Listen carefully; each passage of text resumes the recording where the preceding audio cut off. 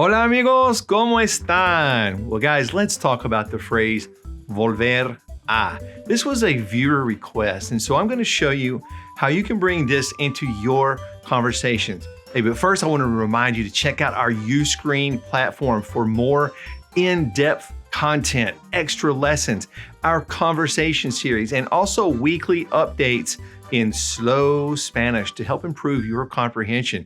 Just click that Uscreen link in the description and choose your level and get started. Now let's get to the phrase volver a. The verb volver by itself means to return, to go back, maybe even come back. But there's a little more to it. We can use this to describe the act of returning to a lot of things.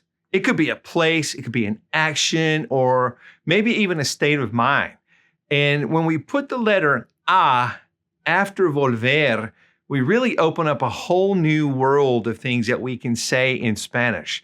So let's look at some examples. Now, first, if we follow volver a with a place, we're simply saying we're going to return to that place. It's probably self-explanatory, but let's look at a sentence just to be sure. Voy a volver a casa. Voy a volver a casa. We're just saying, I'm going to go home, or I'm going back home. It makes pretty simple sense there.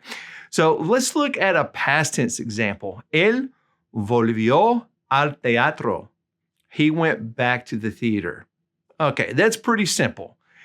Now, where things get interesting is when you put a verb after it. You're basically saying you're going to go back to doing something, or you're going to do something again. It really has the same concept in Spanish. You lose the aspect of physically going back somewhere, and it becomes more of a concept of going back to doing something. All right. So it's also important to know that when you use this structure, you don't conjugate the verb after volver. Let's look at some examples. I'm working again. Yeah, it's nice. How things going? Yeah, I'm working again. Vuelvo a trabajar. Vuelvo a trabajar. So you can see it means I return to working. Don't conjugate the second verb. Now let's go back to that theater example from a minute ago. We said he went back to the theater, but now let's change it up a little bit. Él volvió a trabajar en el teatro.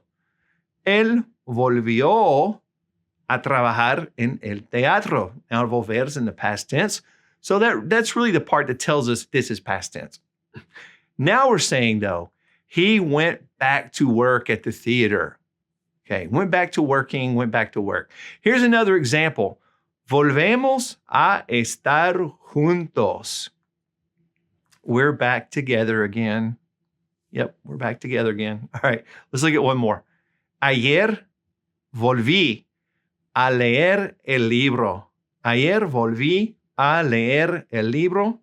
Yesterday, I read the book again. Now, you might be asking, okay, do I have to say it that way every time? And the answer is a definite no. You don't have to use volver a every single time to say you're doing something again. You can use other phrases to say something is happening again. Like you could use otra vez, or sometimes you can even use de nuevo. But this gives you a great start on bringing in volver a into your conversations, and I hope this has really helped you. Be sure to check out some Language Tutor merchandise that really helps support our channel, and we really appreciate that support. Until next time, amigos, I wish for you and all your family and friends paz y bendiciones, peace and blessings. Hasta pronto.